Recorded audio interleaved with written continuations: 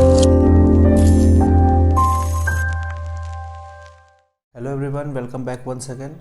तो chemical kinetics के इस अगले लेक्चर में आज हम लोग बात करेंगे molecularity and order of reaction के बारे में, और टाइम मिला तो थोड़ा सा हम लोग रेट लॉ के बारे में भी समझने की कोशिश करेंगे। तो आइए देखते हैं ये क्या होता है molecularity and order of reaction. तो इसको समझने से पहले इस चैप्टर के अकॉर्डिंग थोड़ा सा केमिकल रिएक्शन कितने टाइप का होता है वो समझ लेते हैं। आपने पहले भी पढ़ा होगा केमिकल रिएक्शन के टाइप को। तो अगर हम लोग देखें केमिकल रिएक्शन, तो इस चैप्टर के अकॉर्डिंग रिएक्शन दो तरह के होते हैं। कौन कौन सा है? तो पहला इसको हम लोग बोलते हैं simple reaction. Simple reaction, simple reaction इसको और भी हम लोग एक नाम से जानते हैं, इसको हम लोग एलिमेंट्री रिएक्शन भी बोलते हैं। एलिमेंट्री रिएक्शन, या एक और नाम से ज़्यादा अच्छे से क्लियर हो जाएगा, that is one step reaction. तो वन स्टेप रिएक्शन भी इसी का एक नाम है। सबका मीनिंग समझेंगे अभी हम लोग। और एक दूसरा रिएक्शन होता है इस चैप्टर के अकॉर्डिंग, उसको हम लोग बोलते हैं कॉम्प्लेक्स रिएक्शन। कॉम्प्लेक्स रिएक्शन को भी एक दूसरे नाम से जानते हैं, जिसको हम लोग बोल सकते हैं multi step reaction. Multi step reaction. अब हम लोग समझने की कोशिश करते हैं कि ये सिंपल रिएक्शन है या कॉम्प्लेक्स रिएक्शन क्या होता है, या उससे भी ज़्यादा आसानी से समझ में आएगा कि ये वन स्टेप रिएक्शन या मल्टी स्टेप रिएक्शन क्या होता है। तो कोई एक हाइपोथेटिकल सा रिएक्शन लिख लेते हैं हम लोग। जैसे एक रिएक्शन है, ये इसमें ए और बी आपस में रिएक्ट किया और एक हम लोग को प्रोडक्ट मिल गया इससे। आपने पहले पढ़ा था पिछले वीडियो लेक्चर में कि ये रिएक्टेंट्स हैं और ये प्रोडक्ट है। तो ये एक सिंपल सा रिएक्शन है, एक स्टेप में हो गया। जैसे एग्जांपल के लिए देखें, अगर हम लोग लिख सकते हैं इसी के एग्जांपल के फॉर्म में कि कार्बन और ऑक्सीजन रिएक्ट किया और कार्बन डाइऑक्साइड बन गया, सपोज ऐसा ही रिएक्शन है ये। तो इस रिएक्शन में जितने एटम, जैसे ये कार्बन एटम है, ये मॉलिक्यूल है, तो एक एटम एक मॉलिक्यूल रिएक्ट किया और एक प्रोडक्ट का फॉर्मेशन किया है। तो ऐसे रिएक्शन या ऐसे वन स्टेप रिएक्शन जिसमें जितने टोटल नंबर ऑफ एटम्स हो या मॉलिक्यूल्स हो या आयन्स हो, कहने का मतलब कोई भी स्पेसीज हो जो रिएक्शन में पार्टिसिपेट करके एक प्रोडक्ट फॉर्म करते हैं, वही उस रिएक्शन का मॉलिक्यूलरिटी कहलाता है। The total number of atoms, molecules और species which combines together to form a product in an elementary reaction is called molecularity of the reaction. तो इसके अकॉर्डिंग अगर देखा जाए तो इस रिएक्शन का मॉलिक्यूलरिटी कितना हो जाएगा? तो इसका मॉलिक्यूलरिटी जो है ये 2 हो जाएगा। इसके लिए 2 हो जाएगा मॉलिक्यूलरिटी। अच्छा, इसी तरह से कोई दूसरा रिएक्शन देखें। अगर हम लोग एक रिएक्शन लिख देते हैं 2A + B, इससे रिएक्ट करने पर इसका एक प्रोडक्ट बन गया। अब इसके लिए मॉलिक्यूलरिटी इसका क्या हो जाएगा? अगर इसका मॉलिक्यूलरिटी हम लोग निकालना चाहें तो देखिए, इसमें A जो है वो 2 है, इसका कोफिशिएंट वैल्यू 2 है, और B जो है इसका कोफिशिएंट वैल्यू कुछ नहीं है, दैट मीन्स 1 है। तो अगर इसकी मॉलिक्यूलरिटी को निकालने की बात करें, और अगर ये एक सिंपल रिएक्शन है, ध्यान रहे सिंपल रिएक्शन का ही मॉलिक्यूलरिटी कैलकुलेट होता है। तो अगर ये एक सिंपल रिएक्शन है तो इसका मॉलिक्यूलरिटी कितना हो जाएगा? तो 2 और +1, तो इसकी मॉलिक्यूलरिटी हो जाएगी आपकी 3। ये है इसकी मॉलिक्यूलरिटी 3। तो इसको हम लोग बोलते हैं सिंपल रिएक्शन। अब थोड़ा सा कॉम्प्लेक्स रिएक्शन समझते हैं क्या होता है। तो इसका एक पहले एग्जांपल से आपको समझाते हैं। जैसे एक रिएक्शन अगर हम लोग लिखते हैं 2NO + Br2, और इससे एक प्रोडक्ट बनता है 2NOBr। अब जो कॉन्सेप्ट मैंने आपको समझाया उसके अकॉर्डिंग मैं आपसे अगर पूछूं कि बताइए इस रिएक्शन में मॉलिक्यूलरिटी कितनी है, तो आप तो कह देंगे कि इसकी मॉलिक्यूलरिटी जैसे 2NO है और 1Br है, तो मॉलिक्यूलरिटी 3 हो जाना चाहिए। मॉलिक्यूलरिटी 3 है। लेकिन ये कॉन्सेप्ट तब तक सही नहीं है जब तक हमें ये ना पता हो कि रिएक्शन सिंपल है या कॉम्प्लेक्स है। अगर ये एक सिंपल रिएक्शन होता तब तो ये आपका कहना सही है कि मॉलिक्यूलरिटी इसकी 3 होगी, लेकिन ये एक सिंपल रिएक्शन ना होकर के कॉम्प्लेक्स रिएक्शन है। कॉम्प्लेक्स का मतलब मल्टी स्टेप रिएक्शन, वैसे रिएक्शन जो एक से ज़्यादा स्टेप में लिखे जाते हों। जैसे ये मल्टी स्टेप क्यों है इसको समझाएं अगर आपको हम, तो इसका अगर स्टेप 1 देखा जाए तो स्टेप 1 में ये रिएक्शन कुछ इस तरह से हुआ होगा, कुछ इस तरह से होता है कि ये जो NO है ये रिएक्ट करता है Br2 से और प्रोडक्ट बना देता है NOBr2। ये पहला स्टेप है, लेकिन यहाँ तो Br, यहाँ NO के तो 2 मॉलिक्यूल है, तो ये NOBr फिर से एक NO मॉलिक्यूल से रिएक्ट करेगा, NO और प्लस NOBr2 से, और अब ये जो प्रोडक्ट बन जाएगा वो बन जाएगा NOBr2, सॉरी 2NOBr। और ये स्टेप जो है ये कहलाएगा आपका स्टेप सेकेंड। तो एक से ज़्यादा स्टेप में हुआ है ये रिएक्शन, इसलिए ये रिएक्शन कहलाएगा आपको मल्टी स्टेप रिएक्शन। और मल्टी स्टेप रिएक्शन को अगर देखें तो बताइए इस स्टेप की मॉलिक्यूलरिटी कितनी होगी, तो मॉलिक्यूलरिटी है 1 और +1, तो इस स्टेप की मॉलिक्यूलरिटी 2 है, और इस स्टेप की मॉलिक्यूलरिटी कितनी है, तो 1 और फिर यहाँ पर एक मॉलिक्यूल है 1, तो 2 है। तो टोटल नंबर इसकी मॉलिक्यूलरिटी, इस इंटायर रिएक्शन की मॉलिक्यूलरिटी कितनी हो जाएगी, 4, जबकि देख के क्या लग रहा था कि इसकी मॉलिक्यूलरिटी है 3। तो ऐसा रिएक्शन जो कि मल्टी स्टेप में होता है उसकी मॉलिक्यूलरिटी को हम लोग कैलकुलेट नहीं कर सकते। हम जब भी कैलकुलेट करते हैं तो मॉलिक्यूलरिटी कैलकुलेट करते हैं किसी भी एलिमेंट्री रिएक्शन का या 1 स्टेप रिएक्शन का।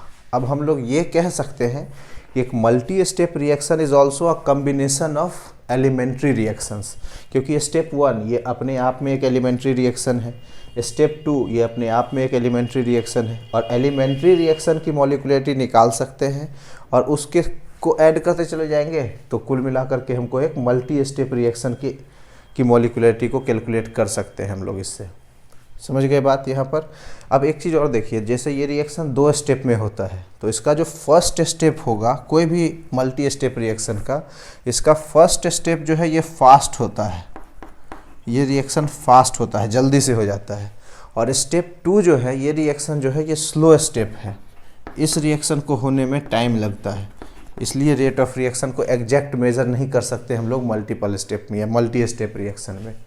तो कहने का मतलब अगर हम लोग मॉलिक्यूलरिटी को निकालने की कोशिश करें या मॉलिक्यूलरिटी को समझने की कोशिश करें, तो हम लोग मॉलिक्यूलरिटी का एक डेफिनेशन बता सकते हैं कि the number of reacting species taking part in an elementary reaction which must collide simultaneously in order to bring about the chemical reaction is called molecularity of the reaction।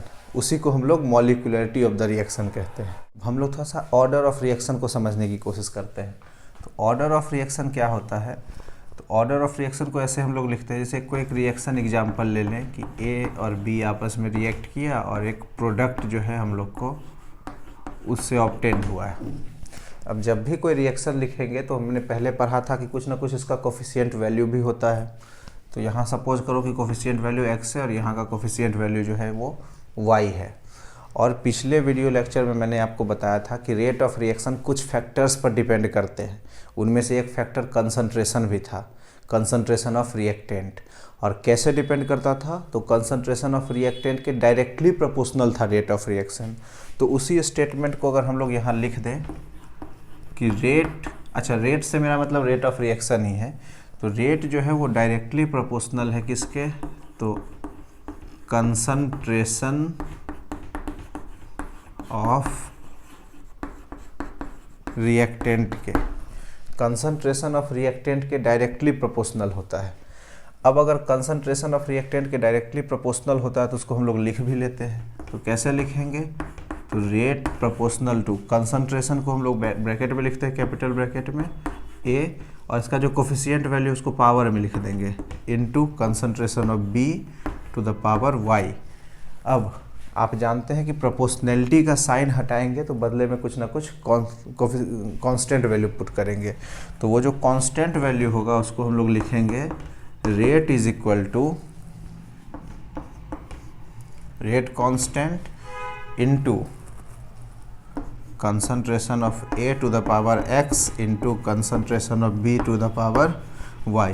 ये जो हमने expression लिखा है, इस एक्सप्रेशन को हम लोग बोलते हैं, ये एक्सप्रेशन कहलाता है आपको क्या, तो रेट लॉ। और ये जो कांस्टेंट है, इस कांस्टेंट को हम लोग बोलते हैं रेट कांस्टेंट। इसको हम लोग कहते हैं रेट कांस्टेंट। अंडरस्टूड, समझ गए इस बात को, ये रेट कांस्टेंट है। और हम लोग बात कर रहे थे ऑर्डर ऑफ रिएक्शन की, तो ऑर्डर ऑफ रिएक्शन क्या होता है वो देखिए। तो एक रेट लॉ एक्सप्रेशन में जो सम ऑफ पावर है प्रेजेंट ऑन कंसंट्रेशन टर्म, उसी को हम लोग कहते हैं ऑर्डर ऑफ रिएक्शन। यानी the sum of power present on concentration term in a rate law expression is called order of reaction. अब इसका सम अगर 1 हो तो फर्स्ट ऑर्डर रिएक्शन है, इसका सम अगर 2 हो तो सेकेंड ऑर्डर रिएक्शन है, इसका सम 0 हो मतलब कंसंट्रेशन पर डिपेंड ही ना करे रेट ऑफ रिएक्शन, तो उसको हम लोग बोलते हैं जीरो ऑर्डर रिएक्शन। हम लोग पढ़ेंगे कम से कम जीरो, फर्स्ट और सेकेंड ऑर्डर रिएक्शन तो पढ़ेंगे ही, तो इसको हम लोग बोलते हैं ऑर्डर ऑफ रिएक्शन। अच्छा, जब हम लोग ऑर्डर ऑफ रिएक्शन समझ गए तो यहाँ से एक रेट लॉ भी समझ जाते हैं कि व्हाट इज़ रेट लॉ, और ये एग्जाम में पूछा जाता है इसको डिफाइन करने को भी। ऐसे तो न्यूमेरिकल बनाते ही हैं लेकिन कुछ थ्योरेटिकल पार्ट भी हैं, तो उसको समझने के लिए रेट लॉ ये बहुत ही इम्पोर्टेंट है, रेट लॉ का डेफिनेशन। तो हम लोग इसी को देख करके रेट लॉ का डेफिनेशन बनाते हैं। देखिए क्या है रेट लॉ का definition.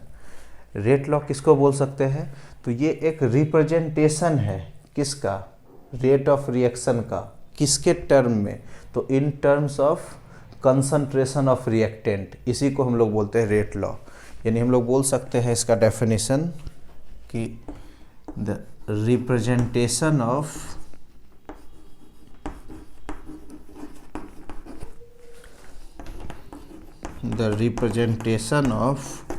Rate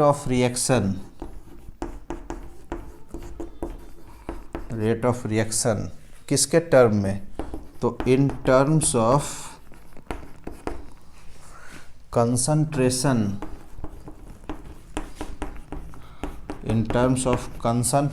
of reactant,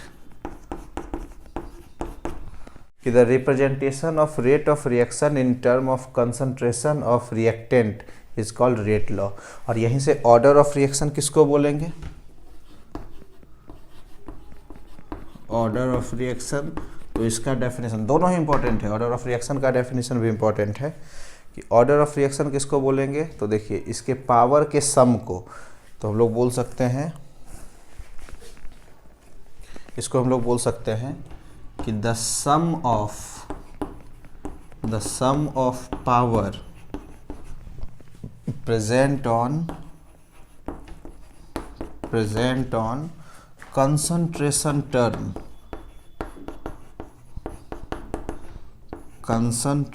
terms कहाँ, तो in a rate law expression, in a rate law expression is called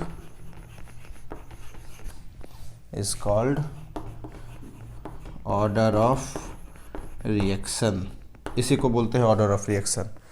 तो रेट लॉ आप समझ गए, ऑर्डर ऑफ रिएक्शन समझ गए, और मॉलिक्युलरिटी भी समझ गए। मॉलिक्युलरिटी क्या था, तो in an elementary reaction the total number of reacting species either atom, molecule और आयन, जो कुछ भी हो, विच combined together to form a product in an elementary reaction is called molecularity of the reaction, उसी को बोलेंगे molecularity। अब थोड़ा सा एक डिफरेंस समझ लें, वो पूछा जाता है एग्जाम में कि what is the difference between molecularity and order of reaction. तो इसको थोड़ा सा समझ लेते हैं, molecularity और ऑर्डर ऑफ रिएक्शन का डिफरेंस क्या अंतर है इनमें। तो पहला अंतर तो इनका डेफिनेशन है, सबसे पहला डिफरेंस तो इसका डेफिनेशन, दोनों का डेफिनेशन आप जानते ही हैं क्या है। सो दूसरा अंतर क्या है मॉलिक्युलरिटी का, कि ये जब भी होगा मॉलिक्युलरिटी किसी भी रिएक्शन का, तो वो जब भी होगा तो वो हमेशा केवल और केवल सिंपल रिएक्शन का ही हम लोग कैलकुलेट कर सकते हैं। इसको सिंपल रिएक्शन का ही मॉलिक्युलरिटी को हम लोग कैलकुलेट कर सकते हैं। जैसा कि अभी हमने देखा था, मल्टी स्टेप रिएक्शन है तो उसके अलग अलग स्टेप को निकाल सकते हैं, लेकिन एक ही रिएक्शन लिखा हो तो उसके मल्टी स्टेप को हम लोग कैलकुलेट नहीं कर सकते, कम्प्लेक्स रिएक्शन का नहीं कैलकुलेट होगा। लेकिन ऑर्डर ऑफ रिएक्शन जो है ये दोनों का ही कैलकुलेट हो सकता है, सिंपल रिएक्शन का भी और कॉम्प्लेक्स रिएक्शन का भी, दोनों का ही कैलकुलेट कर सकते हैं। तीसरा डिफरेंस अगर हम लोग देखें कि what is the difference between molecularity and order of reaction, तो मॉलिक्युलरिटी जो है ये हमेशा होल नंबर में होगा, होल नंबर ओनली, जब भी होगा तो होल नंबर ओनली में होगा। जबकि ऑर्डर ऑफ रिएक्शन जो है ये दोनों हो सकता है, होल नंबर भी हो सकता है और फ्रैक्शन का भी हो सकता है, फ्रैक्शन फॉर्म में भी नंबर हो सकता है, ये ऑर्डर ऑफ रिएक्शन। चौथा है कि ऑर्डर ऑफ रिएक्शन जो है, मॉलिक्यूलरिटी जो है किसी का भी जीरो नहीं हो सकता है, कैन नेवर बी ज़ीरो, मतलब जीरो मॉलिक्यूल रिएक्ट करके प्रोडक्ट नहीं बना सकते हैं, तो molecularity of A reaction can never be zero. लेकिन ऑर्डर ऑफ रिएक्शन जो है इट कैन बी ज़ीरो, और कब जीरो होगा तो उसके लिए जीरो ऑर्डर रिएक्शन को हम लोग डिटेल में पढ़ेंगे। तो ये कुछ डिफरेंस है आपका मॉलिक्यूलरिटी और ऑर्डर ऑफ रिएक्शन में। पहला तो अंतर ये हो गया कि मॉलिक्यूलरिटी होता है कि एलिमेंट्री रिएक्शन में जितने total number of reacting species participate करके एक प्रोडक्ट फॉर्म करते हैं वही उनका मॉलिक्यूलरिटी कहलाता है। जबकि एक रेट लॉ एक्सप्रेशन में रिएक्टेंट का जो कंसंट्रेशन है उसके पावर के सम को हम लोग ऑर्डर ऑफ रिएक्शन बोलते हैं। मॉलिक्यूलरिटी कभी भी जीरो नहीं हो सकता है, ऑर्डर ऑफ रिएक्शन जीरो हो सकता है। मॉलिक्यूलरिटी जब भी लिखेंगे तो होल नंबर में लिखेंगे, order of reaction whole number में लिख सकते हैं, फ्रैक्शनल फॉर्म में भी लिख सकते हैं। मॉलिक्यूलरिटी हमेशा सिंपल रिएक्शन का कैलकुलेट होता है, जबकि ऑर्डर ऑफ रिएक्शन हमेशा सिंपल और कम्प्लेक्स दोनों का ही कैलकुलेट हो सकता है। तो इस वीडियो को छोटा ही रखते हैं, मॉलिक्यूलरिटी और ऑर्डर ऑफ रिएक्शन में डिफरेंस समझ गए। मिलते हैं अगले वीडियो में अगले टॉपिक के साथ में, जुड़े रहिए। बहुत बहुत धन्यवाद।